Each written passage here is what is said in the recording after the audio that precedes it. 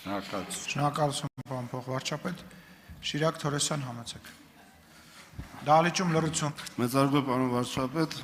նախընթաց ժամանակահատվածում դուք բալանսավորված դիվանագիտական կարևոր շրջագայություն ունեցաք Մոսկվա, ապա Նյու Յորք, ապա Ստրասբուրգ։ Մոսկվայում ատոմային ֆորումի շրջանակներում անձնական հանդիպում ունեցաք Ռուսաստանի Դաշնության նախագահի հետ, դատելով մուտքի խոսքերից եւ երկու պետությունների պաշտոնական հաղորդագրություններից այդ շփումները առնվազն ջերմ եւ բարեկամական մթնոլորտում անցան, ապա Նյու Յորք ՄԱԿ-ի գլխավոր ասամբլեայում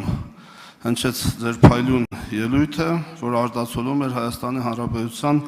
ռազմավարական շահերի հստակ արտահայտումը, մի շարք շփումներ Նյու Յորքում, այդ թվում ՄԱԿ-ի գլխավոր քարտուղար Անտոնիո Գուտերեշի հետ, զուգահեռ արտաքին գործերի նախարար Արադ Միրզոյանի բազմաթիվ այլ շփումներ, ապա մեկնում Ստրասբուրգ, հանդիպումներ ԵԽԽՎ բարձրաստիճան եւ Եվրոպայի խորհրդի բարձրաստիճան շատ պաշտոնյաների հետ, ելույթ ԵԽԽՎ-ում, հարցերին պատասխանների հնչեցում,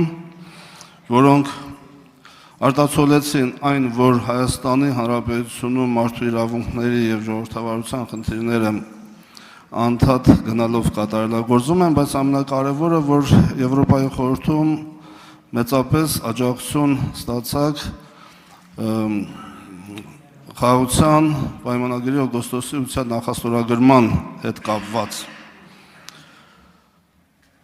ակնհայտ աջակցություն Եվրոպայի խորհրդում։ Իմ հարցը հետևյալն է. Դուք մի քանի անգամ գնահատական եք հնչեցրել, որ խաղաղության պայմանագրի նախաստորագրումը գրեթե անհնարին էր դիտարկվում, բայց ստացվեց։ Բալանսավորված եւ բալանսավորման արտաքին քաղաքականությունը եւս հեշտ չի ու շատ բարդ է։ Ինչու՞մն է այս ամենի հաջողության գաղտնիքը։ Շնորհակալ եմ։ Հաջողության գաղտնիքի մասին կխոսի Հայաստանի Հանրապետության վարչապետ Նիկոլ Փաշինյանը, համեցեք պարոն վարչապետ։ Շնորհակալ եմ պարոն Թորոսյան հարցի համար, իրականում գիտեք ձեր հարցը շատ կարևոր է, հետևյալ տրամաբանությամբ, որովհետև հիմա ես կարդում եմ, նախկինում ես կարդում էի մեր հավասարակշռված եւ հավասարակշռման արտաքին քաղաքականության վերաբերյալ ներհայաստանյան մեկնաբանությունները եւ զարմանում, հիմա էլ կարդում եմ միջազգային մեկնաբանությունները եւ զարմանում։ Հիշում եք այս ամբիոնից մի քանի անգամ ասել եմ, որ պետք չի գործընկերությունը շփոթել ամուսնության հետ եւ ընդհակառակ ամուսնությունը շփոթել գործընկերության հետ եւ հիմա գիտեք ինչն է, որ ամեն այցից հետո մեկնաբանություններ են հնչում, որոնք կարիք ունեն պարզաբանման։ Երևի թե բալանսավորման եւ բալանսավորված արտաքին քաղաքականությունը ինքը կարիք ունի պարզաբանման։ Ինչու՞, որովհետև նախկինում մենք խոսել էինք, որ եւ այս օրինակը կարծում եմ շատ հստակ է ցույց տալիս, մասնավորապես նոր միջուկային ռեակտոր կառուցելու մեր փնտրտուքների մասին եւ ես միջազգային մամուլի արձագանքներից հասկացա, որ մեր դիրքորոշումը կամ լավ պարզաբանված չի, կամ պարզապես այդ պարզաբանումը չի հասել հասցեատերերին։ Մենք կայացրել ենք ռազմավարական որոշում, որ մեր հաջորդ միջուկային ռեակտորը լինելու է փոքր մոդուլային։ Մենք դա բազմակողմանի քննարկում ենք ունեցել եւ այդ որոշումը կայացրել ենք։ Հիմա հաջորդ հարցը. ում հետ ենք մենք կառուցելու, ում հետ ենք գործընկերություն անելու։ Մենք մեր բոլոր գործընկերներին, ովքեր նման բան ունեն, նման տեխնոլոգիա ունեն կամ կարող են ունենալ, մենք բոլորին հարցրել ենք, ասել ենք դուք կնեղսրտեք, եթե մենք այս թեման քննարկենք նաև մյուսների հետ։ Բոլորը ասել են, որ ոչ։ Հիմա ինչ եմ ասում, որովհետև երբ որ ես գնում եմ Մոսկվա, ասում են վերջ, ուրեմն որոշվել է, որ Մոսկվայի Ռուսաստանի հետ է կառուցվում։ Միացյալ Նահանգների հետ հուշագիր ենք ստորագրում ու նոր գնում Մոսկվա, ասում են բա հուշագիրը ստորագրեցին, ինչի գնացին Մոսկվա։ Գնում ենք Չինաստան, ասում են բա չհասկացանք, հիմա այնա մենք շատ թափանցիկ ասել ենք, որ այս պահին մենք ուզում ենք ստանալ առաջարկներ։